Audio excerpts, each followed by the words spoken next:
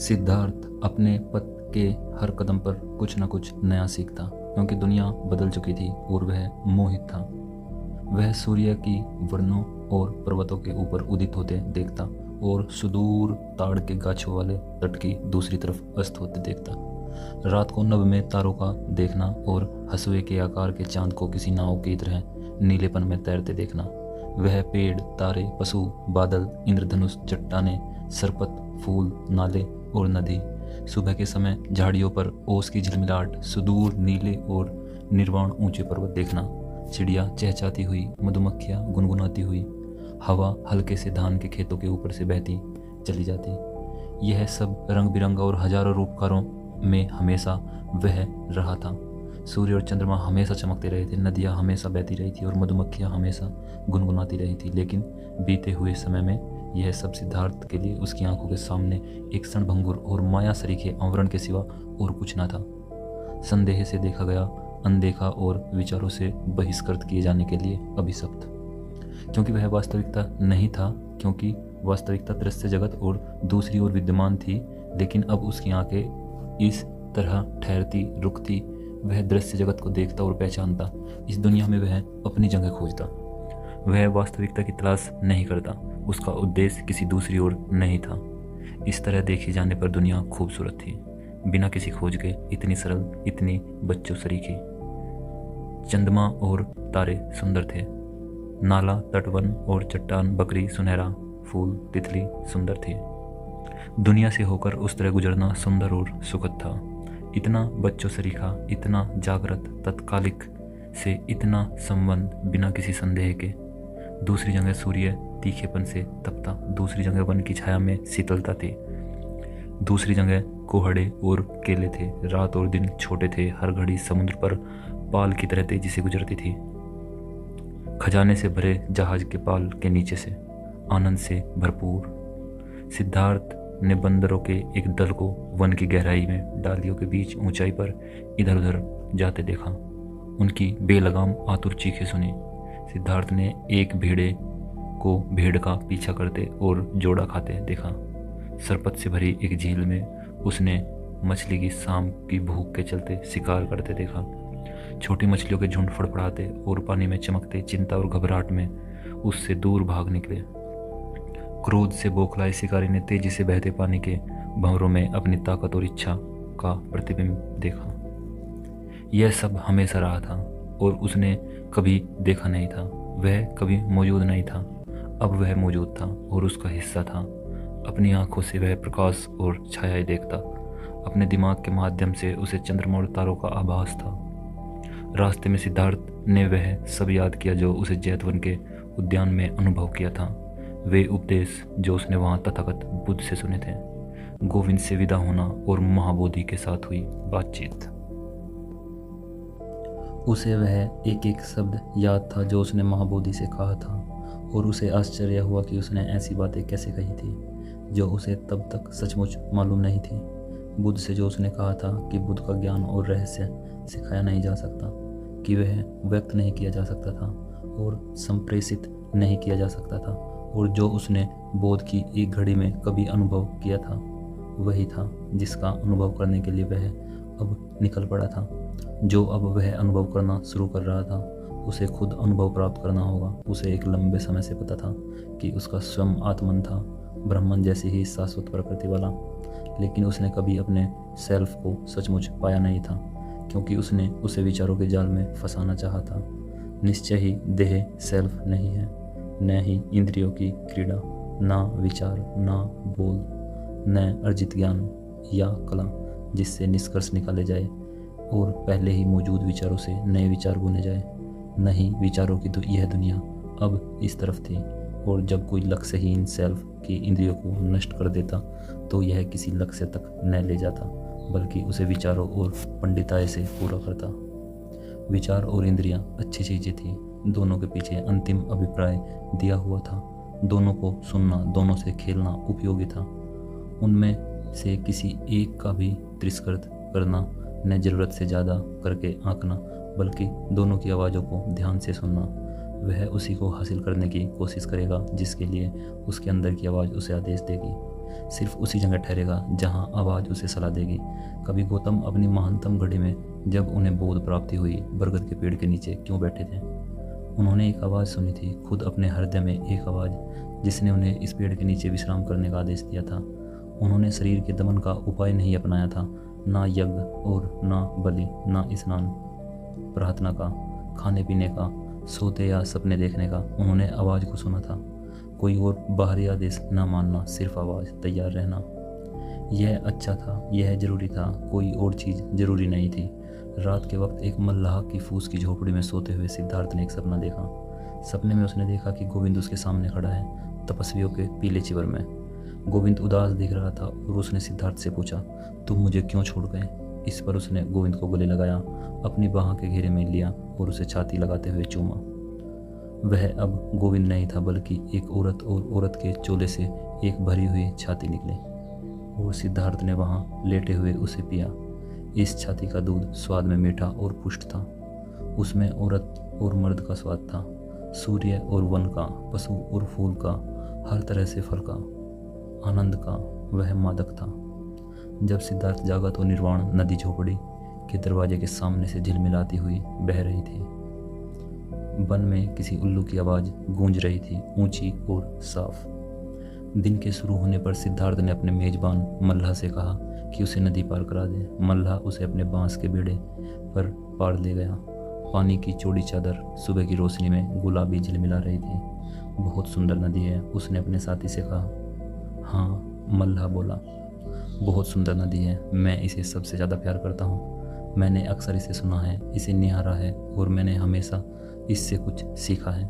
नदी से आदमी बहुत कुछ सीख सकता है।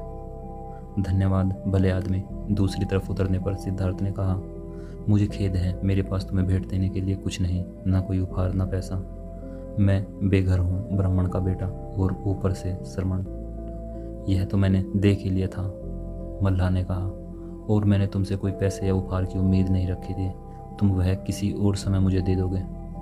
तुम्हारा ऐसा ख्याल है, सिद्धार्थ ने विनोद भरे स्वर में कहा। एकदम, मैंने यह नदी से ही सीखा है कि सब कुछ वापस आता है। तुम भी वापस आओगे श्रवण। अब विदा, तुम्हारी मित्रता ही मेरा भुगतान हो। जब तुम देवताओं को बलि दो तो मेरे बारे में सोचना। मुस्कुराते हुए उन्होंने एक दूसरे से विदा ली। सिद्धार्थ मल्लाह के सौहार्द पर प्रसन्न था। वह गोविंद की तरह है, उसने मुस्कुराते हुए सोचा। वे सब लोग जिनसे मैं रास्ते में मिलता हूँ गोविंद की तरह है। ये सब कृत्य हैं, जबकि वे खुद धन्यवाद के योग्य हैं। सभी सेवा भाव से भरे हैं। सभी मेरे मित्र बनना, आज्ञा मानना और कम सोचना चाहते हैं। लोग बच्चे हैं। दोपहर को वह एक गांव से होकर गुजरा। बच्चे मिट्टी की बनी झोपड़ी के सामने गली में उछल कूद कर रहे थे। वह कोहड़ों के बीज और सीपियों के खेल खेल रहे थे। वे शोर मचाते हुए आपस में कुस्तम कुश्ती कर रहे थे। लेकिन जब वह अजनबी श्रमण प्रकट हुआ तो वे सहम कर भाग खड़े हुए। गांव के अंत में रास्ता एक नाले के साथ साथ जाता था और नाले के किनारे एक युवती घुटनों के बल बैठकर कपड़े धो रही थी। जब सिद्धार्थ ने उसे सलाम दुआ की तो उसने सिर उठाकर मुस्कुराते हुए उसे देखा। वह उसकी आंखों की सफ़ेदी की चमक देख रहा था। उसने ऊंची आवाज़ में आशीर्वाद दिया, जैसा कि यात्रियों की परंपरा है, और पूछा कि बड़े शहर तक पहुंचने के लिए अभी कितना रास्ता बाकी है। इस पर वह उठ खड़ी हुई और अपने जवान चेहरे पर मोहक ढंग से चमकते होठ लिए उसकी ओर आई। उसने सिद्धार्थ से कुछ हल्की फुल्की बातें की। पूछा कि उसने अभी तक कुछ खाया था या नहीं, और क्या यह सच था कि श्रमण रात को वन में अकेले सोते थे और उन्हें अपने साथ औरतें रखने की छूट नहीं थी। फिर उसने अपना बायां पैर उसके दाएं पैर पर रखा और इशारा किया, जैसे कोई औरत करती है जब वह किसी आदमी के प्रेम के ऐसे आनंद के लिए आमंत्रित करती है जिसे धर्मशास्त्रों में पेड़ पर चढ़ना कहा गया है। सिद्धार्थ को अपना रक्त गर्म होता महसूस हुआ और उस क्षण जैसे ही उत्पन्न ने अपने सपने को फिर से पहचाना। उसने उस युवती की ओर थोड़ा सा झुककर उसकी छाती के भूरे नुकीले सिरे को चूम लिया। नजरें ऊपर करते हुए उस युवती का मुस्कुराता चेहरा देखा, इच्छा से भरा हुआ, और उसकी अधखुली आंखों में लालसा की याचना। सिद्धार्थ ने भी अपने भीतर लालसा और कामुकता की हलचल महसूस की, लेकिन चूंकि उसने अभी तक किसी औरत को छुआ नहीं था, वह पल भर को हिचकिचाया। हालांकि उसके हाथ युवती को दबोच लेने के लिए तैयार थे। उसी क्षण उसे अपने अंदर की आवाज़ सुनाई दी। आवाज़ ने कहा, नहीं, इस पर उस युवती के मुस्कुराते चेहरे का सारा जादू गायब हो गया। सिद्धार्थ को एक प्राणायाम चतुर युवती की आवेग भरी चितवन के सिवा वहाँ कुछ नजर नहीं आया। नरमी से उसने युवती के गाल को सहलाया और जल्दी से निराश युवती को वहीं छोड़कर बसवरी में गायब हो गया। उस दिन शाम होने से पहले वह बड़े नगर में पहुंचा और उसे खुशी महसूस हुई, क्योंकि उसके मन में लोगों के बीच रहने की इच्छा थी। वह एक लंबे समय से वन में रहा था और मल्लाह की वह कुटिया जिसमें वह पिछली रात सोया था पहली छत थी जो बहुत लंबे समय बाद उसे नसीब हुई थी। यात्री को नगर के बाहर बिना बाड़ वाले एक सुंदर कुंज के पास टोकरियों का बोझ उठाए पुरुष और स्त्री सेवक सेविकाओं की एक छोटी सी कतार मिली। उनके बीच एक अलंकृत पालकी जिसमें 4 कहार ढो रहे थे। एक औरत, उनकी मालकिन, लाल तकियों के सहारे रंगीन छतरी के नीचे बैठी हुई। सिद्धार्थ उस उपवन के प्रवेश द्वार पर ठिठका खड़ा उस जुलूस को, पुरुष सेवकों, परिचारिकाओं और टोकरियों को देखता रहा। उसने पालकी और उसमें बैठी औरत को भी देखा। संवार कर ऊपर को इकट्ठा हो गई केस राशि।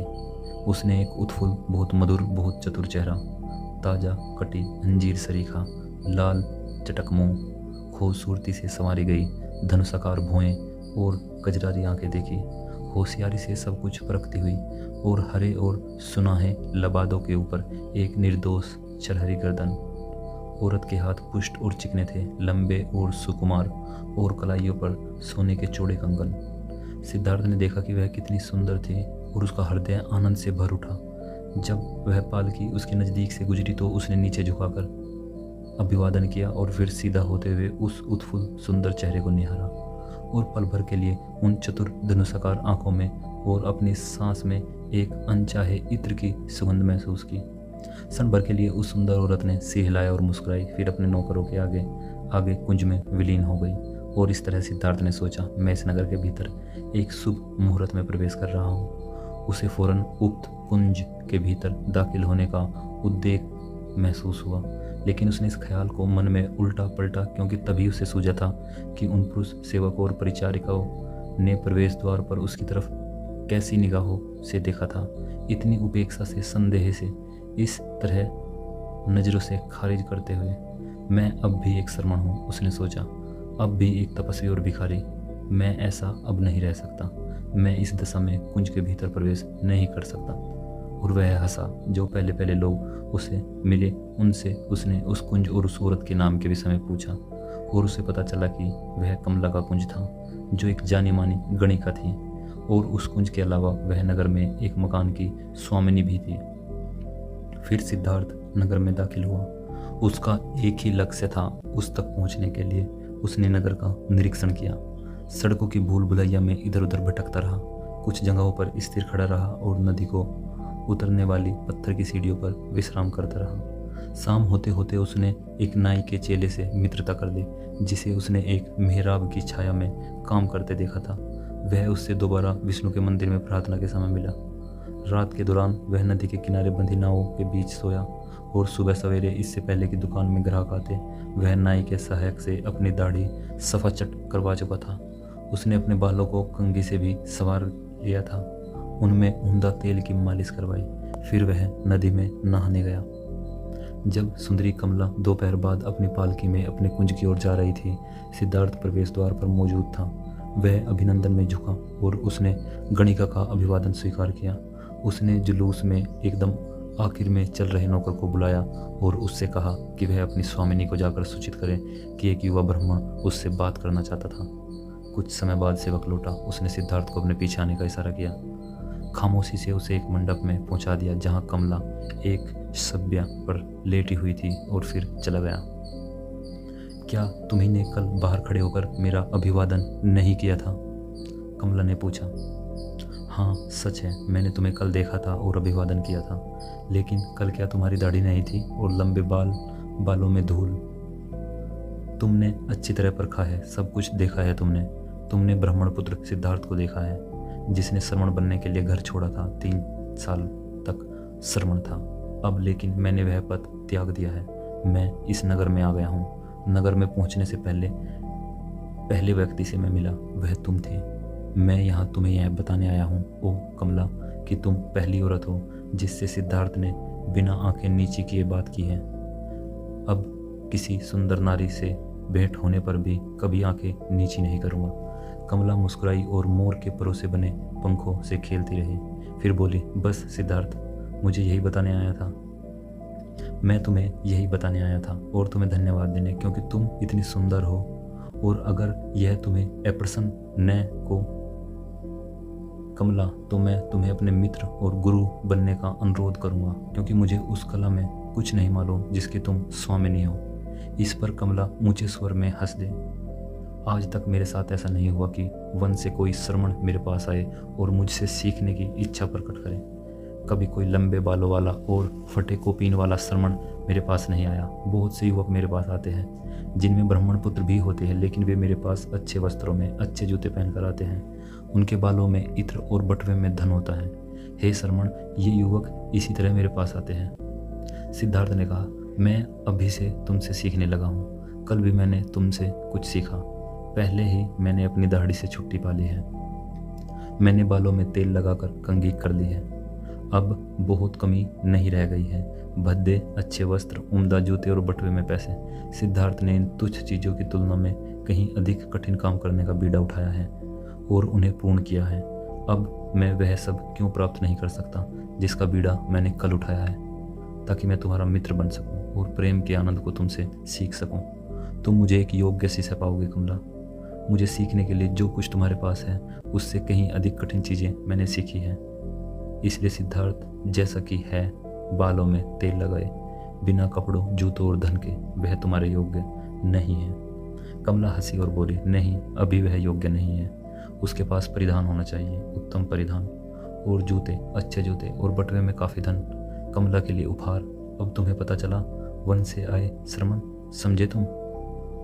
बहुत अच्छी तरह समझा, सिद्धार्थ ने तेजी से ऊंचे स्वर में जवाब दिया। समझने में कैसे भूल कर सकता हूँ मैं, जब वह ऐसे मुंह से निकल रहा है।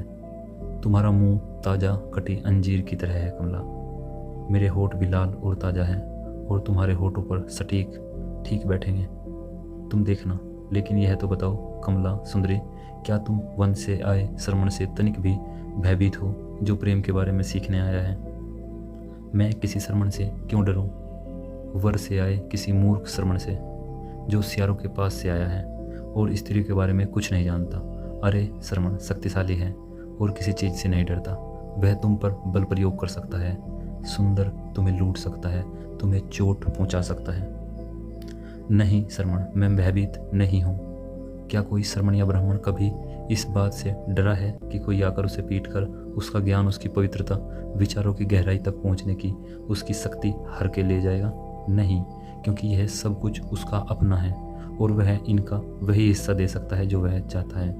और अगर वह चाहता है, ठीक यही स्थिति कमला के साथ और प्रेम के आनंद के साथ है। सुंदर और लाल है कमला के होठ, लेकिन उन्हें कमला की इच्छा के बिना चूमने की कोशिश करो तो तुम उनसे मधुरता की एक बूंद नहीं पाओगे।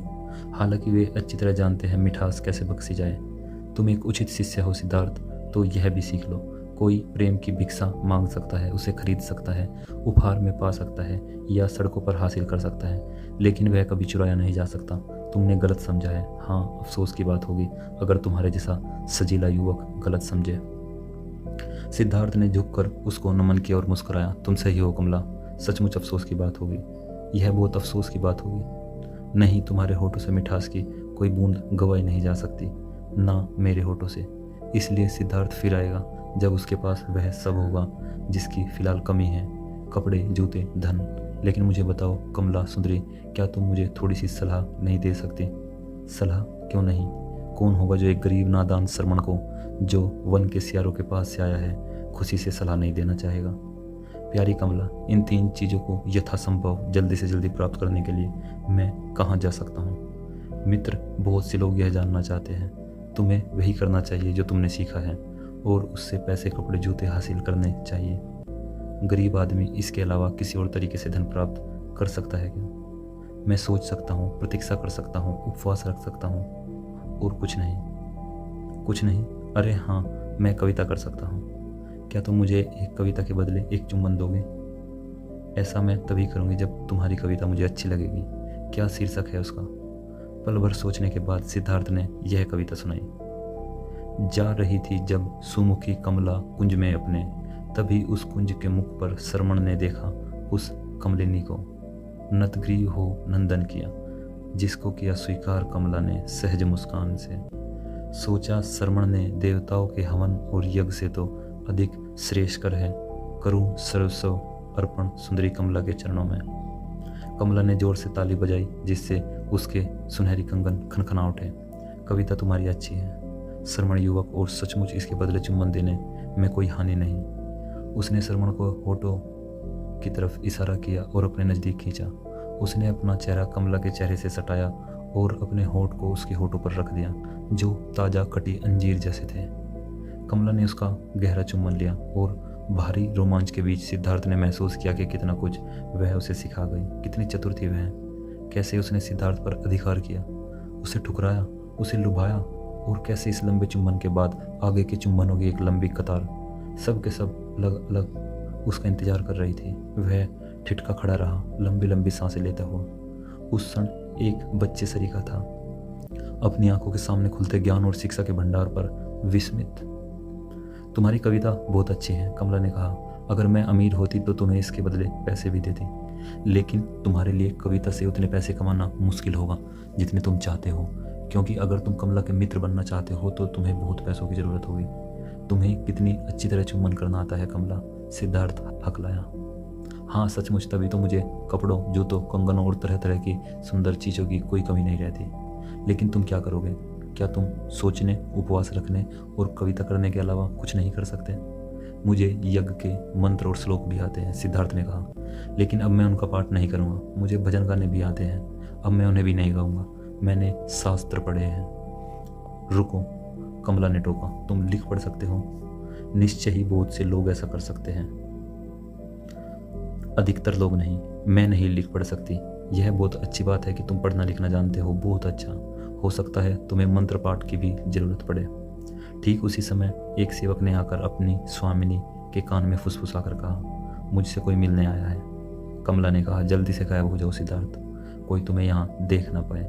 मैं तुमसे कल फिर मिलूंगी। मगर उसने सेवक को आदेश दिया कि वह इस तपस्वी ब्राह्मण को एक सफ़ेद परिधान दे। इससे पहले कि सिद्धार्थ समझ पाता कि क्या हो रहा है, उसे एक सेवक वहाँ से एक घुमावदार रास्ते से वाटिका के साथ बने भवन में ले गया, जहाँ उसने सिद्धार्थ को एक परिधान दिया और स्पष्ट शब्दों में हिदायत दी कि वह बिना दिखे जल्दी से जल्दी कुंज से चला जाए। निश्चित भाव से सिद्धार्थ ने वैसा ही किया जैसा उसे कहा गया था। वन का अभ्यस्त होने के कारण वह चुपचाप झाड़ी को फलांग कर कुंज से बाहर निकल गया। निश्चित भाव से ही वह गोल गोल लपेटे हुए परिधान को बगल में दाबे नगर में वापस आया। वह एक सराय के दरवाजे पर, जहां यात्री मिला करते थे, खड़ा होकर बिना कुछ बोले उसने भोजन की भिक्षा मांगी और चुपचाप चावल की टिक्की का टुकड़ा स्वीकार किया। कल शायद उसने सोचा, मुझे खाने के लिए भिक्षा मांगने की जरूरत नहीं पड़ेगी। अचानक वह गर्व की भावना से अभिभूत हो गया। अब श्रमण नहीं रह गया था, इसलिए अब यह शोभा नहीं देता था कि वह भिक्षा मांगे। उसने चावल की टिक्की एक कुत्ते को दे दी और बिना खाए रह गया। यहाँ जो जीवन जिया जा रहा है वह सहज सरल है, सिद्धार्थ ने सोचा। इसमें कोई कठिनाई नहीं है। जब मैं श्रमण था हर चीज़ कठिन, थकाऊ, अंततः हताशा से भरी थी। अब हर चीज़ आसान है, उतनी आसान जितनी चुम्बन की वह सीख जो कमला देती है। मुझे वस्त्र और पैसे चाहिए, बस यह आसान लक्ष्य हैं जिनसे नींद नहीं खराब होगी।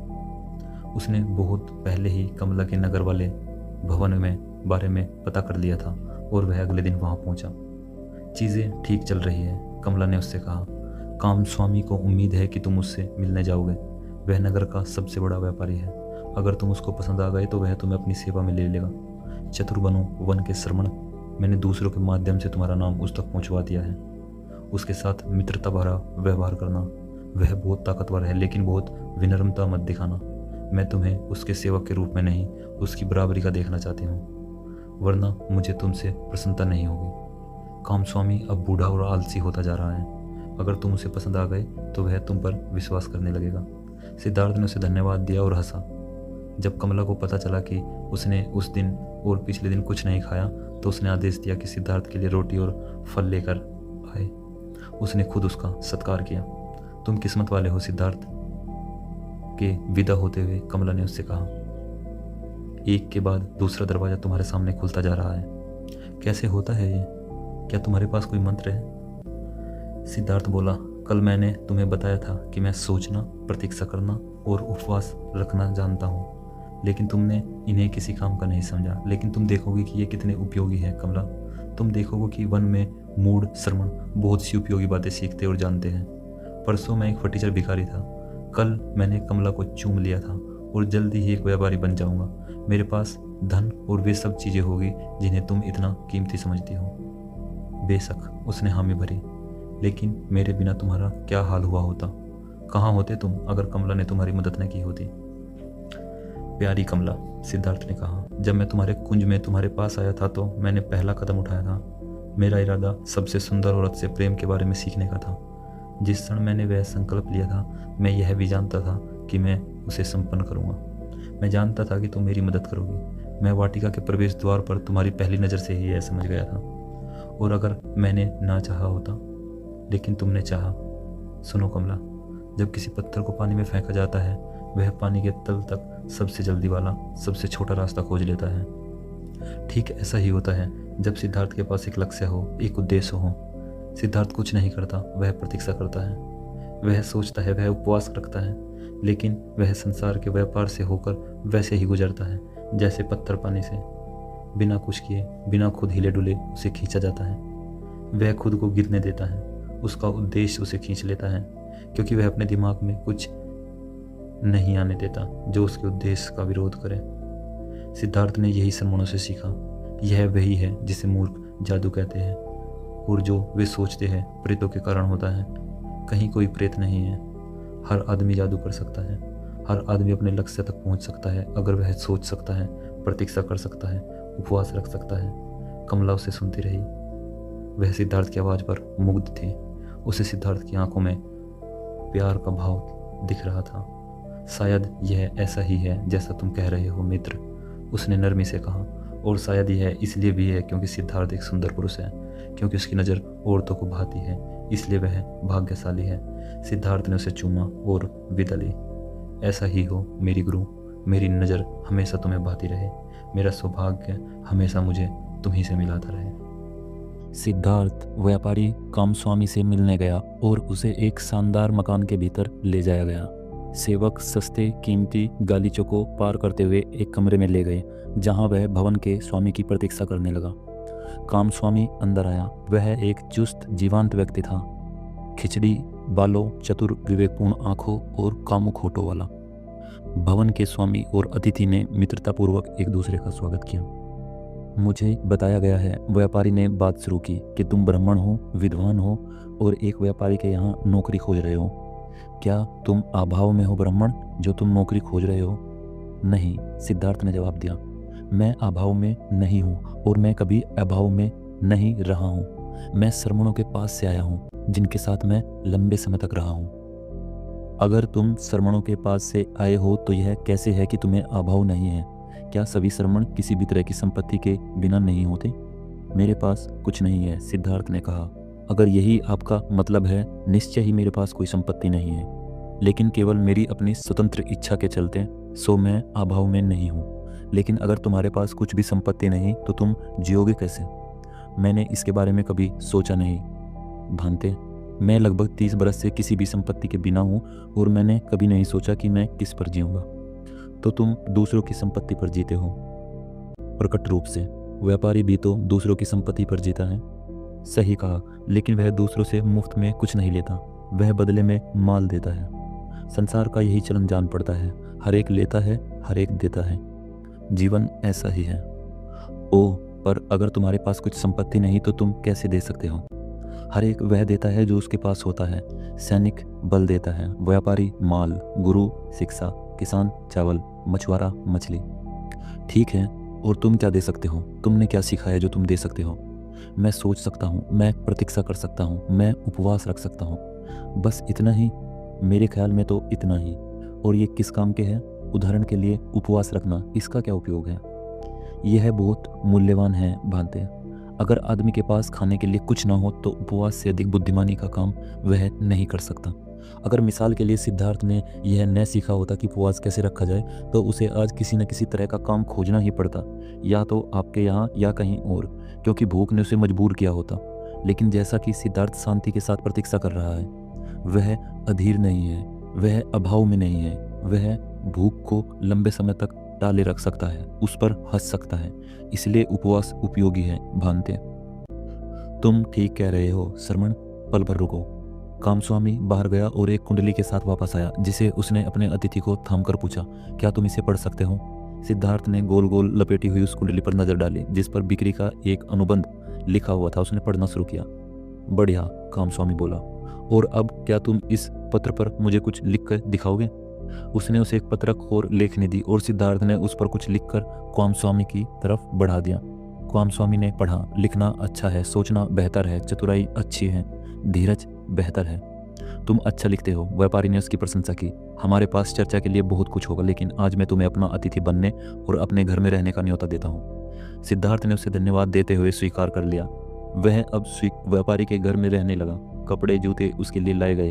हर रोज एक सेवक उसके स्नान का प्रबंध करता। बढ़िया भोजन दिन में 2 बार परोसा जाता, लेकिन सिद्धार्थ दिन में सिर्फ 1 बार ही भोजन करता, और न तो मांस खाता न ही मदिरा पीता। कामस्वामी उससे अपने धंधे की बात करता, उसे माल और भंडार और खाते दिखाता। सिद्धार्थ ने बहुत सी नई नई बातें सीखी, और वह बहुत कुछ सुनता और बहुत कम बोलता। और कमला के शब्दों को ध्यान में रखकर वह कभी व्यापारी के आगे दीन न बनता, बल्कि कामस्वामी को विवश करता कि वह उसके साथ बराबरी का व्यवहार करे, यहाँ तक कि बराबरी से कुछ अधिक था। कामस्वामी अपने व्यापार को सावधानी से और अक्सर उत्साह के साथ संचालित करता, लेकिन सिद्धार्थ उस सबको खेल सरीका समझता, जिसके नियम वह अच्छी तरह सीखने का प्रयास करता, लेकिन जो उसके हृदय में हलचल पैदा न करते। उसे कामस्वामी के घर में ज़्यादा समय नहीं हुआ था कि वह उसके स्वामी के व्यापार में हिस्सा बटाने लगा, लेकिन हर रोज जिस समय कमला उसे आमंत्रित करती, वह अच्छे वस्त्रों, बढ़िया जूतों में उस सुंदरी से मिलने जाता, और जल्दी ही वह उसके लिए उपहार भी लाने लगा। उसने उसके सूझबूझ भरे लाल होठों से बहुत सी बातें सीखी। उसके चिकने कोमल हाथ ने उसे बहुत सी बातें सिखाई। उसे, जो अब भी प्रेम के मामले में महज एक किशोर था, उसकी गहराइयों में अंधेपन और अति लोलुपता से छलांग मारने को तत्पर रहता। कमला ने यह सिखाया कि सुख दिए बिना सुख नहीं पाया जा सकता। यह कि हर मुद्रा, हर दुलार, हर स्पर्श, हर चितवन, शरीर के हर अंग का अपना रहस्य होता है, जो उन्हें आनंद और सुख दे सकता है, जो समझने के योग्य है। कमला ने उसे सिखाया कि प्रेमियों को प्रणय लीला के बाद एक दूसरे की सराहना किए बिना, जीते जाने और जीतने के बिना अलग नहीं होना चाहिए, ताकि संतुष्टि या उदासी का कोई भाव पैदा न हो। न दुरुपयोग करने, न दुरुपयोग किए जाने की भयावह भावना। सिद्धार्थ ने उस चतुर सुंदर गणिका के साथ अद्भुत घड़ियां बिताई, और वह उसका शिष्य, उसका प्रेमी, उसका मित्र बन गया। उसकी मौजूदा जिंदगी का मूल्य और अर्थ यह कमला के सहचर्य में था, कामस्वामी के व्यापार में नहीं। उधर व्यापारी ने जरूरी पत्र और आदेश लिखने का काम उसे सौंप दिया, और सभी महत्वपूर्ण मामलों पर वह उससे सलाह मशुरा करने का आदी हो गया। उसने जल्दी ही पाया कि सिद्धार्थ को चावल और ऊन की, माल भेजने और लेन देन की बहुत कम समझ थी, लेकिन उसके काम करने का एक सुखद ढंग था, शांति, संतुलन, सुनने की कला और अजनबी लोगों पर अच्छा असर छोड़ने में वह व्यापारी को पीछे छोड़ जाता था। यह ब्राह्मण, कामस्वामी ने एक मित्र से कहा, असली व्यापारी नहीं है और कभी बन भी नहीं पाएगा। वह कभी व्यापार में लीन नहीं होता, लेकिन इसके पास उन लोगों का रहस्यमय गुण है जिसके पास सफलता आप से आप आती है, चाहे यह किसी शुभ ग्रह की छाया में जन्म लेने के कारण हो, या जादू हो, या फिर उसने श्रमणों से सीखा हो। वह हमेशा व्यापार को खेल की तरह जान लेता है। उस पर कभी व्यापार का अधिक प्रभाव नहीं पड़ता, व्यापार उस पर कभी हावी नहीं होता, उसे कभी विफलता का डर नहीं लगता, वह कभी किसी घाटे की चिंता नहीं करता। मित्र ने व्यापारी को सलाह दी, जो भी धंधा वह तुम्हारे लिए, उसके लाभ का 1/3 हिस्सा उसे दे दो, लेकिन अगर घाटा हो तो उसे उसी अनुपात में वह हिस्सा बांटने दो। इस तरह वह और उत्साही बन जाएगा। कामस्वामी ने सलाह पर अमल किया, लेकिन सिद्धार्थ को इससे ज़्यादा सरोकार नहीं था। अगर उसे लाभ होता तो वह शांति से स्वीकार कर लेता, अगर नहीं होता तो वह हंस देता और कहता, चलो यह सौदा खराब निकला। सचमुच वह व्यापार के प्रति उदासीन जान पड़ता। एक बार वह चावल की एक बड़ी फसल खरीदने के लिए एक गाँव गया। जब वह वहां पहुंचा तो चावल पहले से ही किसी बड़े व्यापारी को बेचा जा चुका था, लेकिन सिद्धार्थ कई दिनों तक उस गांव में बना रहा। उसने किसानों को मनोरंजन किया, बच्चों को पैसे दिए, विवाह में शामिल हुआ, यात्रा से पूरी तरह संतुष्ट लौटा। काम स्वामी ने उसे फौरन वापस न आने के लिए समय और पैसे बहाने के लिए झिड़का। तो सिद्धार्थ ने जवाब दिया, डांटो मत मेरे प्यारे मित्र, डांटने से कभी कुछ हासिल नहीं हुआ। अगर घाटा हुआ है तो मैं उसे वहन करूंगा। मैं इस यात्रा से बेहद संतुष्ट हूँ। बहुत से लोगों से मेरा परिचय हुआ। मैंने एक ब्राह्मण की मित्रता अर्जित की। बच्चे मेरी गोद में बैठे। किसानों ने मुझे अपने खेत दिखाए। किसी ने मुझे व्यापारी नहीं समझा। यह सब तो ठीक है, कामस्वामी ने हिचकिचाते हुए स्वीकार किया, लेकिन तुम दरअसल में एक व्यापारी हो, या फिर क्या तुम सिर्फ अपनी मौज मस्ती और मजे के लिए यात्रा कर रहे हो? निश्चय ही मैंने अपने आनंद के लिए यात्रा की, सिद्धार्थ हंसा। क्यों न करूं? मैं लोगों से, नई जगहों से परिचित हुआ, मुझे दोस्ती और विश्वास मिला। अब और मैं कामस्वामी होता तो जब मैंने देखा कि सौदा नहीं हो पाया तो मुझे बहुत खींचते हुए फौरन वहां से चल देना चाहिए था, और तब समय और पैसा सचमुच गवा दिया गया होता। लेकिन मैंने कई अच्छे दिन गुजारे, काफ़ी सीखा, बहुत आनंद पाया। जल्दबाजी से ना खुद को तकलीफ पहुंचाई और ना दूसरों को। और मैं फिर कभी वहां जाऊं, शायद बाद की फसल खरीदने या किसी और उद्देश्य से, तो मेरी मित्रता से भरे लोग मेरा स्वागत करेंगे और मेरी खुशी होगी कि मैंने पिछली बार जल्दबाजी और नाखुशी नहीं प्रकट की थी। बहरहाल मित्र, इस सब को छोड़ो और डांट फटकार कर से अपने को कष्ट मत दो। अगर वह दिन आए जब तुम्हें लगे कि सिद्धार्थ मुझे नुकसान पहुंचा रहा है, तो बस एक शब्द बोलो और सिद्धार्थ अपना रास्ता लेगा। लेकिन तब तक हम अच्छे दोस्त बने रहना चाहिए।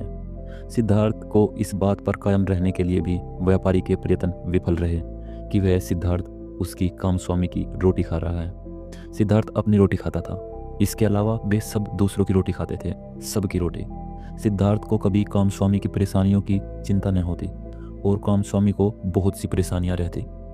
अगर किसी सौदे के नाकाम होने की आशंका होती, अगर माल की कोई खेप गुम हो जाती, अगर कोई देनदार पैसे चुकाने में असमर्थ जान पड़ता, कामस्वामी कभी अपने सहयोगी को राजी न कर पाता कि परेशान और नाराज शब्द कहने, सुनने, माथे पर त्योरिया डालने और नींद में करवटें बदलने से कोई लाभ होगा। जब एक बार कामस्वामी ने उसे याद दिलाया कि उसने सब कुछ कामस्वामी से ही सीखा था, सिद्धार्थ ने जवाब दिया, ऐसी ठिठोली मत करो। मैंने तुमसे यह सीखा है कि मछली के एक कटोरे की कीमत क्या है और पैसे उधार देने पर कितना ब्याज लिया जा सकता है।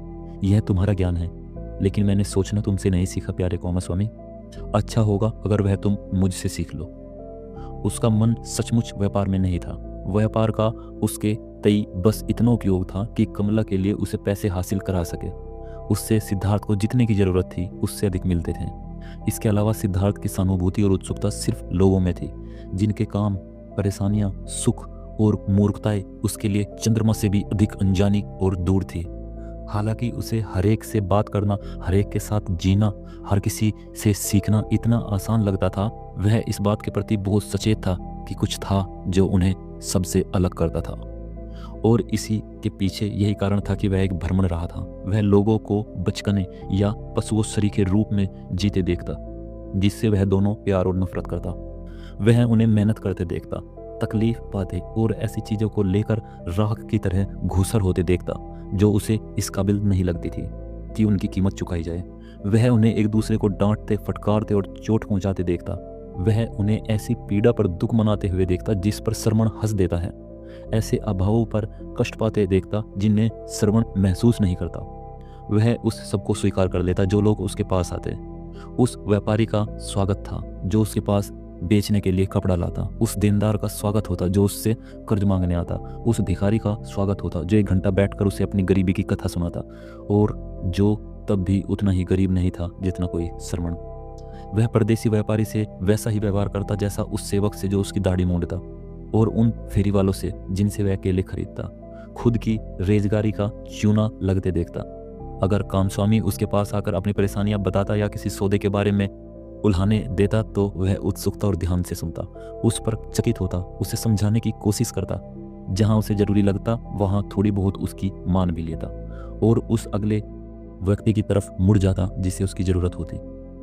और बहुत से लोग उसके पास आते, बहुत से उसके साथ लेन देन करने के लिए, बहुत से उसे धोखा देने के लिए, बहुत से उसे सुनने के लिए, बहुत से उसकी सहानुभूति जगाने के लिए, बहुत से उसकी सलाह लेने के लिए। वह सलाह देता, सहानुभूति व्यक्त करता, उपहार देता, थोड़ा बहुत धोखा देने देता, और वह इस सारे खेल में, उस जोश में जिससे लोग इससे खेलते थे, अपने ख्यालों को उतना ही व्यापार में लगाए रखता जितना पहले उसने अपने ख्यालों को देवताओं और ब्रह्म में लगाया हुआ था। कभी कभार वह अपने अंदर एक नरम मुलायम आवाज़ सुनता जो उसे खामोशी से याद कराती, खामोशी से शिकायत करती, जिससे वह उसे मुश्किल से सुन पाता। तब वह अचानक साफ साफ देखता कि वह एक अजीब ज़िंदगी जी रहा था, कि वह बहुत कुछ ऐसा कर रहा था जो महज खेल था, कि वह काफ़ी उत्फुल्ल था और कभी कभी सुख का अनुभव करता, लेकिन असली ज़िंदगी उसके पास से बही जा रही थी, उसे छूती नहीं थी। किसी खिलाड़ी की तरह जो अपनी गेंद से खेलता है, वह अपने व्यापार से, अपने इर्द गिर्द के लोगों से खेलता था, उन्हें देखता था, उनसे मनोरंजन प्राप्त करता था, लेकिन अपने हृदय से, अपने असली स्वभाव से वह वहाँ नहीं था। उसका असली सेल्फ कहीं और भटकता रहता, कहीं दूर अदृश्य रूप से आगे और आगे भटकता था। उसकी ज़िंदगी से कोई संबंध नहीं रखता था। कभी कभी वह इन ख्यालों से डर जाता था और चाहता था कि वह भी उनके रोज़मर्रा के बचकाने मामलों में उत्कृष्टता से हिस्सा ले पाता, सचमुच उनमें हिस्सा लेने के लिए केवल एक दर्शक की तरह मौजूद रहने की बजाय उनकी ज़िंदगियाँ जीने और उनमें रमने के लिए। वह नियमित रूप से उस सुंदरी कमला से मिलने जाता, प्रेम की कला सीखता, जिसमें हर चीज़ से ज़्यादा देना और लेना एक हो जाता। वह उससे बात करता, उससे सीखता, उसे सलाह देता, सलाह लेता। वह उसे जितना गोविंद ने समझा था उससे ज़्यादा समझती थी, वह उसकी तरह ही थी। एक बार सिद्धार्थ ने उससे कहा, तुम मेरी तरह हो, तुम दूसरों लोगों से अलग हो, तुम कमला हो और कोई दूसरी नहीं, और तुम्हारे अंदर एक शांति और शरणें हैं जहाँ तुम किसी भी समय वापस जा सकती हो और अपने असली स्वरूप में रह सकती हो, जैसे मैं भी रह सकता हूँ। बहुत कम लोगों के पास यह क्षमता होती है, हालांकि हर किसी के पास यह हो सकती है। सभी लोग चतुर नहीं होते, कमला बोली। इसका उससे कुछ लेना देना नहीं है कमला, सिद्धार्थ ने कहा। कामस्वामी उतना ही चतुर है जितना मैं, और इस पर भी उसके पास कोई शरणें नहीं है। दूसरों के पास है जो समझदारी से महज बच्चे हैं। अधिकतर लोग कमला एक गिरते हुए पत्ते की तरह है जो हवा में बहता और नाचता है, फड़फड़ाता है और ज़मीन पर गिर पड़ता है। लेकिन कुछ और लोग सितारों की तरह होते हैं जो एक निश्चित पथ पर यात्रा करते हैं। कोई हवा उन तक नहीं पहुंचती, उनके अपने भीतर उनका मार्गदर्शन और मार्ग होता है। सभी ज्ञानी लोगों में, जिनमें से बहुत को जानता था, एक थे जो इस लिहाज से बेजोड़ थे, मैं उन्हें कभी नहीं भूल सकता। वे तथागत गौतम थे जो इस सत्य का उपदेश देते थे। हजारों युवक हर रोज उनका प्रवचन सुनते हैं और हर घड़ी उनके निर्देशों का पालन करते हैं, लेकिन वे सब गिरते पत्ते हैं। उनके अपने अंदर में वह ज्ञान मार्गदर्शन नहीं है। कमला ने उसकी ओर देखा और मुस्कुराई। तुम फिर उनके बारे में बातें कर रहे हो, उसने कहा। एक बार फिर तुम्हें श्रवणों वाले विचार आ रहे हैं। सिद्धार्थ खामोश रहा और उसने प्रेम का खेल खेला, उन 30 या 40 अलग अलग खेलों में से एक जिन्हें कमला जानती थी। उसकी देह किसी तेंदुए और शिकारी के धनुष की तरह लचीली थी। जो भी उससे प्रेम के बारे में सीखता, बहुत से आनंद, बहुत से भेद सीखता। वह बहुत देर तक सिद्धार्थ के साथ खेलती रही, उसे ठिठुरती ठुकराती रही, उस पर हावी होती रही। उसने उसे जीता, अपनी निपुणता का हर्ष मनाया, जब तक कि वह अभिभूत होकर उसकी बगल में सलत लेट नहीं गया। गणिका उसके ऊपर झुकी और देर तक उसके चेहरे को देखती रही, उसकी आंखों में जो थक गई थी। तुम सबसे अच्छे प्रेमी हो जो मेरे हिस्से में आए हो, उसने विचारों में डूबकर कहा। तुम औरों से ज़्यादा शक्तिशाली, अधिक लचीले, अधिक आतुर हो। तुमने बहुत कुशलता से मेरी कला सीखी है सिद्धार्थ। किसी दिन जब मैं बड़ी हो जाऊंगी, मैं तुम्हारे बच्चे की माँ बनूंगी, और इस पर भी प्यारे तुम एक सरमन ही बने रहोगे। तुम सच में मुझसे प्रेम वही करते, तुम किसी से प्रेम नहीं करते। क्या यह सच नहीं है? हो सकता है, सिद्धार्थ ने थके अंदाज में कहा। मैं तुम्हारी तरह हूँ, तुम भी प्रेम नहीं कर सकती, वरना तुम कला की तरह प्रेम का अभ्यास कैसे करती?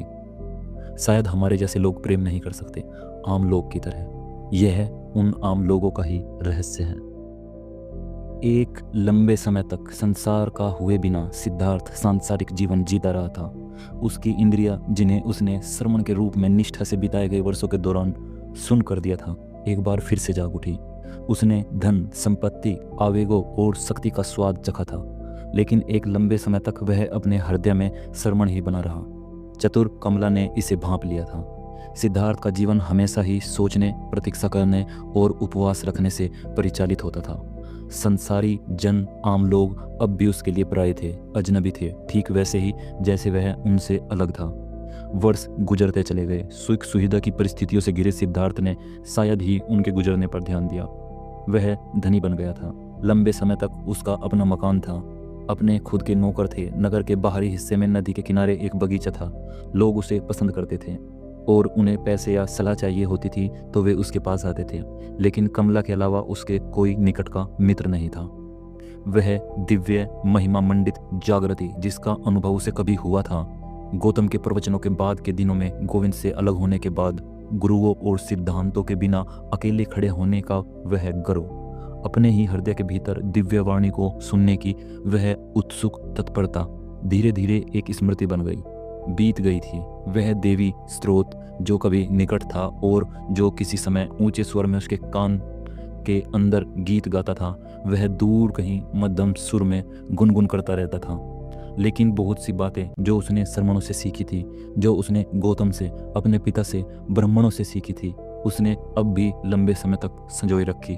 मर्यादित संयत जीवन, सोचने का आनंद, घंटों तक मनन, सेल्फ की शाश्वत आत्मा की जो न शरीर था न चेतना, रहस्यमय जानकारी, इनमें से बहुत कुछ उसने अपने पास सुरक्षित रखा था।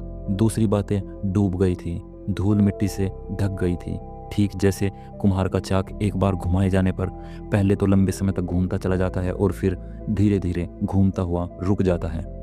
इसी तरह सिद्धार्थ की आत्मा में तपस्वी का चाक, विचारों का चाक, विवेक का चाक लंबे समय तक घूमता रहा। वह अब भी घूम रहा था, मगर धीरे धीरे और रुक रुक कर वह लगभग थम सा चला था। धीरे धीरे पेड़ के मरते हुए तने में दाखिल होती और धीरे धीरे उसमें भरकर उसे सड़ाती हुई नमी की तरह संसार और निष्क्रियता सिद्धार्थ की आत्मा में रेंगती चली आई। उसने धीरे धीरे उसकी आत्मा में बैठकर उसे भारी बना दिया, थका दिया, सुला दिया। लेकिन दूसरी तरफ उसकी इंद्रियां और भी जागृत हो गई। उन्होंने बहुत कुछ जाना, बहुत कुछ अनुभव किया। सिद्धार्थ ने यह सीख लिया था कि व्यापार कैसे किया जाए, लोगों पर ताकत का इस्तेमाल कैसे किया जाए, स्त्रियों से अपना मनोरंजन कैसे किया जाए। उसने अच्छे कपड़े पहनना, सेवकों को आदेश देना, सुगंधित जल में स्नान करना सीख लिया था। उसने मिठाइयाँ और सावधानी से पकाया गया भोजन करना, मछली और मांस खाना, मसाले और पकवान चखना और मदिरा पीना सीख लिया था, जो उसे आलसी और भुलक्कड़ बना देती। उसने चौपड़ और शतरंज खेलना, नर्तक और नर्तकियों को देखना, पालकियों की सवारी करना, नरम बिस्तर पर सोना सीख लिया था। लेकिन उसने खुद को हमेशा दूसरों से अलग और ऊंचा महसूस किया था। उसने हमेशा उन्हें थोड़ी उपेक्षा से, उपहास भरी अवज्ञा से देखा था, उस अवज्ञा से जो श्रमण हमेशा सांसारिक जनों के प्रति अनुभव करता है। अगर कामस्वामी परेशान होता, अगर वह महसूस करता कि उसका अपमान हुआ है, या अगर वह व्यापार संबंधित मामलों से उद्विग्न होता, तो सिद्धार्थ ने हमेशा उसे उपहास भरी दृष्टि से देखा था। लेकिन धीरे धीरे और अनजाने रूप से समय के बीतने के साथ साथ उसका उपहास और उच्चता का भाव कम होता चला गया। धीरे धीरे अपनी बढ़ती हुई संपत्ति के साथ सिद्धार्थ ने खुद आम लोगों की कुछ विशेषताएं अपना ली। थोड़ा सा उनका बचकानापन, थोड़ी सी उनकी चिंता, और इस पर भी उसे उनसे ईर्ष्या होती। जितना अधिक वह उन जैसा बनता, उतना अधिक वह उनसे ईर्ष्या करता। वह उस एक चीज को लेकर उनसे ईर्ष्या करता जिसका उसके पास अभाव था, जो उसके पास थी, महत्व की वह भावना जिससे उन्होंने जीवन जिया था, उनके सुखों और दुखों की गहराई, प्यार करने की उनकी निरंतर शक्ति का मधुर आवाज। ये लोग हमेशा खुद से, अपने बच्चों से, इज्जत या धन से, योजनाओं से, आशा से प्रेम करते, लेकिन यह सब उसने उनसे नहीं सीखा। ये बच्चों, शरीके, सुख और मूर्खताएं, उसने उनसे सिर्फ सुखद बातें ही सीखी जिनसे उसे नफरत थी। अक्सर ऐसा होने लगा कि मौज मस्ती वाली एक शाम के बाद अगली सुबह वह देर तक बिस्तर में लेटा रहता और उत्मन और थका महसूस करता। जब कामस्वामी अपनी चिंताओं से उसे उबाता तो वह खीज और अधीरता से भर उठता। पासों के खेल में हारने पर वह कुछ ज़्यादा जोर से हंस देता। उसका चेहरा अब भी और लोगों की तुलना में ज़्यादा होशियार और बुद्धि संपन्न था, लेकिन वह विरले ही हंसता और धीरे धीरे उसके चेहरे पर वही भाव विद्यमान रहने लगे जो अक्सर ही अमीर लोगों के चेहरे पर नजर आते हैं। असंतोष के भाव, रूष्णता के भाव, अप्रसन्नता के भाव, निठल्लेपन के, प्रेम विहीनता के भाव। धीरे धीरे अमीर लोगों की आत्मिक रूष्णता उस पर हावी होती चली गई। किसी नकाब की तरह, झीनी धुंध की तरह एक थकान सिद्धार्थ पर उतर आई। धीरे धीरे हर रोज थोड़ी और धनी, हर महीने थोड़ी और अंधेरी, हर बरस थोड़ी और भारी। जैसा नया परिधान समय के साथ पुराना पड़ता है, अपना उजला चमकीला रंग खो बैठता है, धब्बे और सिलवटों से भर जाता है, उसकी कोर छीज जाती है। यहाँ वहाँ कपड़ा घिसकर छीना हो जाता है। वैसे ही सिद्धार्थ का नया जीवन, जिसे उसने गोविंद से अलग होने पर शुरू किया था, पुराना पड़ चला था। उसी तरह बरसों के बीतने के साथ साथ वह अपना रंग और चमक खो बैठा था। सिलवटें और दाग इकट्ठा हो गए थे और गहराइयों में छिपी हुई यहाँ वहाँ अभी से प्रकट होती हुई मोह मुक्ति और जुगुप्सा प्रतीक्षा करती रहती थी। सिद्धार्थ ने इस पर ध्यान न दिया था। उसे बस इतना आमास होता कि अंदर की वह खिली हुई साफ आवाज़ जो कभी उसके अंदर जागी थी और उसकी सबसे अच्छी घड़ियाँ में उसका मार्गदर्शन करती थी, खामोश हो गई थी। संसार ने उसे जकड़ लिया था। सुख, लोभ, लालच, निठल्लापन और अंततः वह अवगुण भी, जिसका उसने सबसे अधिक मूर्खतापूर्ण मानकर तिरस्कार और घृणा की थी, संग्रह की प्रवृत्ति। धन संपत्ति और दौलत ने भी उसे आखिरकार फांस लिया था। ये सब अब खेल और खिलौने नहीं रह गए थे, वे एक जंजीर और बोझ बन गए थे। सिद्धार्थ इस अंतिम और सर्वाधिक पतनशीलता के अजीब और कुंटिल मार्ग पर पासों के खेल के माध्यम से भटकता रहा। उस समय से जब से उसने अपने हृदय में शरमन बनना छोड़ दिया था, सिद्धार्थ बढ़ते हुए जोश के साथ पैसों और रत्नों के लिए पासों का खेल खेलने लगा था। वही खेल जिसे आम लोगों की परंपरा समझकर पहले वह मुस्कुराते हुए आनंद से खेला करता था। वह एक जबरदस्त खिलाड़ी था। बहुत कम उसके साथ खेलने का साहस कर पाते थे, क्योंकि उसके दांव इतने ऊंचे और अंधाधुंध होते थे। वह खेल को किसी दिली जरूरत के तहत खेलता था। वह घटिया पैसे को जुए में बर्बाद करने और उड़ाने में एक उत्कृष्ट आनंद प्राप्त करता था। किसी और तरीके से वह व्यापारियों के झूठे देवता धन वैभव के प्रति अपनी उपेक्षा इतने साफ और उपहास भरे ढंग से नहीं दिखा सकता था। सो वह ऊंचे और बेरोक टोक दाव लगाता था। खुद से नफरत करता हुआ, खुद अपना उपहास करता हुआ, उसने हजारों जीते, हजारों उड़ा दिए, पैसे गवाए, गहने और रत्न गवाए, गांव का एक मकान गवाया, फिर जीता, फिर गवाया। उसे वह पसंद था, वह भयावह और उत्पीड़क उद्वेग जिसे वह पासों के खेल के दौरान अनुभव करता था। ऊंचे दावों की रोमांच भरी अनिश्चितता में उसे वह भावना पसंद थी और वह लगातार उसे फिर से ताज़ा करते, उसे बढ़ाने, उसे उकसाने की तलाश में रहता, क्योंकि इसी भावना में वह किसी कदर सुख, किसी तरह की उत्तेजना, अपने तुष्ट मंद फीकी पड़ी जिंदगी के बीच कुछ आवेग भरी जीवंतता महसूस करता और हर बड़े नुकसान के बाद वह नई दौलत हासिल करने में जुट जाता। आतुरता से व्यापार करता और अपने कर्जदारों पर उधार चुकता करने के लिए दबाव डालता, क्योंकि वह फिर से खेलना चाहता था, वह फिर से लुटाना चाहता था, वह फिर से दौलत के प्रति अपना तिरस्कार प्रदर्शित करना चाहता था। सिद्धार्थ हानियों पर अधीर होने लगा। धीमा भुगतान करने वाले देनदारों के प्रति धीरज खो बैठता। अब वह भिखारियों के प्रति दया न दिखाता। अब उसे गरीबों को उपहार और उधार देने की इच्छा न महसूस होती। वह जो एक बार पैसे फेंकने पर 10,000 का दाव लगाकर हंस देता था, व्यापार और भी कठोर और कमपीना हो गया। कभी कभी रात को पैसे के सपने देखता और जब भी वह इस घृणित दौर से जाकर होश में आता, जब वह अपने शयन कक्ष की दीवार पर लगे शीशे में अपने चेहरे का प्रतिबिंब देखता, पहले से अधिक उम्रदराज और बदसूरत, जब भी शर्म और जी मचलाने की भावनाओं से घेर लेती, वह फिर भाग खड़ा होता, जुए के एक नए खेल की शरण लेता, भ्रमित होकर आवेग की ओर, मदिरा की ओर भागता और वहां से फिर दौलत को हथियाने और जमा करने की लालसा की ओर। उसने खुद को इस अर्थहीन दुष्चक्र में थका दिया, बूढ़ा और बीमार हो गया। फिर एक सपने ने उसे याद दिला दिया। शाम को वह कमला के पास था, उसके आनंद कुंज में। वे एक पेड़ के नीचे बैठे बतिया रहे थे। कमला गंभीरता से बातें कर रही थी और उसके शब्दों के पीछे दुख और थकान छिपी थी। उसने सिद्धार्थ से गौतम के बारे में बताने को कहा। जितना वह उसके बारे में सुनती उतना ही कम जान पड़ता। कितनी स्वच्छ थी उसकी आंखें, कितना शांत और सुंदर था उसका मुख, कितनी करुणामयी थी उसकी मुस्कान, कितना उद्वेग रहित था उसका आचरण और व्यवहार। एक लंबे समय तक उसे कमला को तथागत बुद्ध के बारे में बताना पड़ा। कमला ने लंबी सांस लेकर कहा, एक दिन शायद जल्द ही मैं भी बुद्ध की अनुयायी बन जाऊंगी। मैं उन्हें अपनी आनंद वाटिका दे दूंगी और उनके उपदेशों की शरण दूंगी।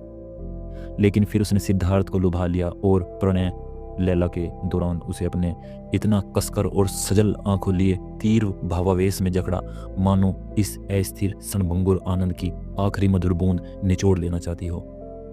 पहले कभी सिद्धार्थ के सामने इतनी विचित्रता से यह स्पष्ट नहीं हुआ था कि मृत्यु में कामुकता का कितना निकट संबंध है। फिर वह कमला की बगल में लेट गया। कमला का चेहरा उसके नजदीक था और उसकी आंखों के नीचे और मुंह के सिरे पर पहली बार उसने एक दुखद निशानी साफ साफ देखी। बारीक रेखाएं और झुर्रियां, वे चिन्ह जो पतझड़ और बुढ़ापे का स्मरण कराते थे। सिद्धार्थ ने खुद, जो अभी सिर्फ 40 के पेटे में था, अपने काले बालों में यहाँ वहाँ सफ़ेद तार देखे थे। कमला के सुंदर चेहरे पर थकान अंकित थी, एक ऐसे पथ का अनुसरण करने वाली थकान जिसका आनंदप्रद लक्ष्य नहीं होता। थकान और बुढ़ापे की शुरुआत, और छिपी हुई और अभी तक अचर्चित, शायद अभी तक सचेत मैं न बन पाई जीवन के पतझड़ की आशंका, बुढ़ापे की आशंका, मृत्यु की आशंका। आहा भरते हुए सिद्धार्थ ने कमला से विदा ली। हृदय दुख और छिपे हुए भय से भरा हुआ भारी था। फिर सिद्धार्थ ने रात अपने घर पर नृत्यों और मदिरा के साथ बिताई थी और अपने साथियों की तुलना में बेहतर होने का दिखावा किया था, जो कि अब वह नहीं रह गया था। उसने काफ़ी मदिरा पी थी और देर आधी रात के बाद सोने चला गया, थका हुआ मगर बेचैन, लगभग रुआंसा और हताश। उसका हृदय वेदना से इस तरह भरा हुआ था कि उसे महसूस हो रहा था कि वह अब उसे सह नहीं सकेगा। उसके जी में मिचलाट भरी हुई थी, किसी अरुचिकर मदिरा की तरह उस पर हावी हो गई थी, या नर्तकियों की ज़रूरत से ज़्यादा मीठी मुस्कानों की तरह, या उसके बालों और छातियों पर चुपड़े बहुत ज़्यादा मीठे इत्र की तरह। लेकिन सबसे अधिक वह खुद अपने आप पर मिचलाहट से भरा हुआ था, अपने सुगंधित केसों से, अपने मुख से आती मदिरा की गंध, अपनी त्वचा के नरम पिपलेपन से। जिस तरह कोई आदमी जिसने बहुत ज़्यादा खा पी लिया हो तकलीफ भरी उल्टी करे और फिर बेहतर महसूस करे, उसी तरह वह बेचैन आदमी एक ज़बरदस्त झटके से खुद को इस भोग विलास से, इन आदतों से, इस बिल्कुल अर्थहीन जिंदगी से छुड़ा देना चाहता था। सिर्फ भोर के समय और नगर में अपने मकान के बाहर हलचल के पहले पहले चिन्हों के प्रकट होने पर वह सो पाया और उसे अर्ध विस्मृति के कुछ पल नींद की संभावना नसीब हो पाई। इस छोटी सी अवधि में उसे एक सपना आया। कमला ने एक छोटे से सुनहरे पिंजरे में एक नन्ही सी दुर्लभ गाने वाली चिड़िया पाली हुई थी। उसने वह सपना इस चिड़िया के बारे में देखा। यह चिड़िया, जो आमतौर पर सुबह के समय गाती थी, गूंगी हो गई और इससे चकित होकर वह पिंजरे तक गया और उसने अंदर झांका। वह नन्ही सी चिड़िया मर गई थी और फर्श पर अकड़ी पड़ी थी।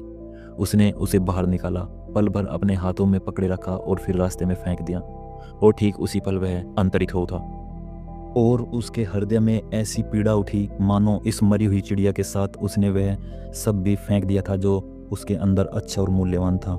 इस सपने से जागने पर सिद्धार्थ पर भारी उदासी और अवसाद की भावना छा गई। उसे लगा कि उसने अपनी जिंदगी बेकार और बेमतलब ढंग से बिताई थी। उसके पास कुछ भी जीवनदायी नहीं, ऐसा कुछ भी नहीं जो किसी भी तरह मूल्यवान या सार्थक हो। वह अकेला खड़ा था, जहाज के ध्वस्त हो जाने पर समुद्र के किनारे खड़े आदमी की तरह। उदासी की इसी भावना से घिरा सिद्धार्थ अपनी एक आनंद वाटिका में गया। फाटक बंद किए और आम के एक पेड़ के नीचे बैठकर उसने हृदय में मैं और मृत्यु का उजाड़ देखा। धीरे धीरे उसने अपने विचारों को संयत किया और मन ही मन अपनी समूची जिंदगी का जायजा लिया, उन सबसे पहले दिनों से शुरू करके जो उसे याद था। कौन सा वह समय था जब वह सचमुच खुश और सुखी रहा था? उसे सच्चे आनंद की अनुभूति कब हुई थी? खैर, यह अनुभव तो उसे कई बार हुआ था। इसका मजा तो उसने अपने लड़कपन के दिनों में लिया था, जब उसने ब्राह्मणों की प्रशंसा अर्जित की थी, जब उसने अपने साथियों को बहुत पीछे छोड़ दिया था, जब उसने ज्ञानियों के साथ वाद विवाद में पवित्र श्लोकों और मंत्रों का पाठ किया था, जब वह यज्ञों और हवन पूजन में सहायक की भूमिका निभाता था। तब उसे अपने हृदय में महसूस हुआ, एक पथ तुम्हारे सामने बिछा हुआ है जिस पर चलने का आह्वान तुमसे किया गया है। देवता तुम्हारी प्रतीक्षा कर रहे हैं। और फिर एक युवक के रूप में जब उसके निरंतर उड़ान भरते लक्ष्य ने उसे खोज में जुटे अपने जैसे अन्य लोगों की भीड़ से आगे बढ़ने के लिए प्रेरित किया था, जब उसने ब्राह्मणों की शिक्षा और सिद्धांतों को समझने का कठिन प्रयास किया था, जब हर नई अर्जित जानकारी महज एक नई प्यास को जन्म देती, तब फिर से इस प्यास के बीच, इन प्रयासों के मध्य उसने सोचा था, आगे बढ़ो, बढ़ते रहो, यही तुम्हारा पथ है। उसने जब अपना घर त्याग कर श्रमणों का जीवन चुना था, और फिर जब वह श्रमणों को छोड़कर तथागत के पास गया था, और उस समय भी जब वह बुद्ध से विदा लेकर अज्ञात की ओर बढ़ चला, उसने बार बार यही आवाज़ सुनी थी। कितना समय बीत गया था अब तक जब से उसने यह आवाज़ सुनी थी, जब से उसने किसी ऊंचाई पर तरारे नहीं भरे थे। कितना सपाट और वीरान रहा था उसका पथ। जाने कितने लंबे लंबे वर्ष उसने बिना किसी उन्नत लक्ष्य के, बिना किसी प्यास के, बिना किसी उत्कर्ष के बिता दिए थे। छोटे छोटे सुखों से संतुष्ट, किस पर भी कभी सचमुच तृप्त हुए बिना।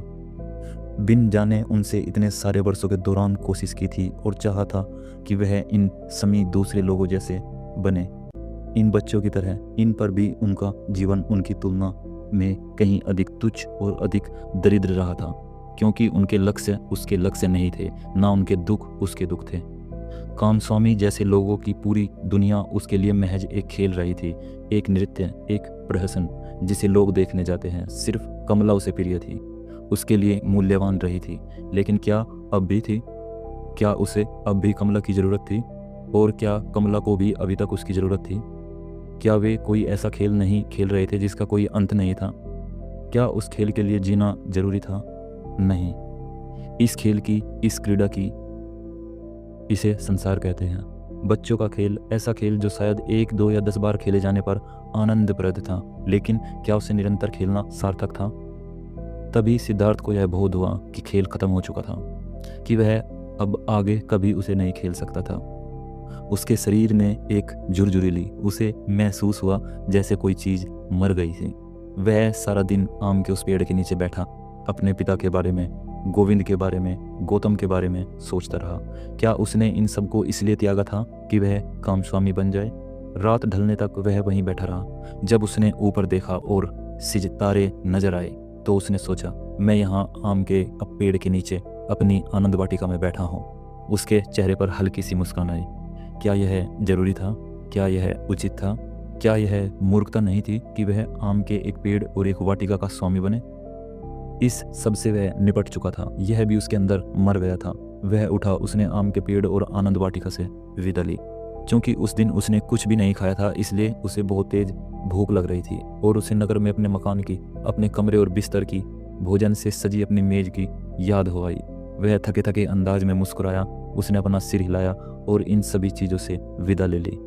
उसी रात सिद्धार्थ ने अपनी वाटिका और नगर दोनों को त्याग दिया और फिर कभी वापस नहीं आया। एक लंबे समय तक कामस्वामी इस विश्वास में कि कहीं वह डाकुओं के हाथों में ना फंसा हो, उसे खोजने की कोशिश करता रहा। कमला ने उसे खोजने की कोशिश नहीं की। जब उसे पता चला कि सिद्धार्थ गायब हो गया है तो वह चकित नहीं हुई। क्या उसे हमेशा से इसी की अपेक्षा नहीं थी? क्या वह एक श्रमण नहीं था, अनिकेतन तीर्थयात्री?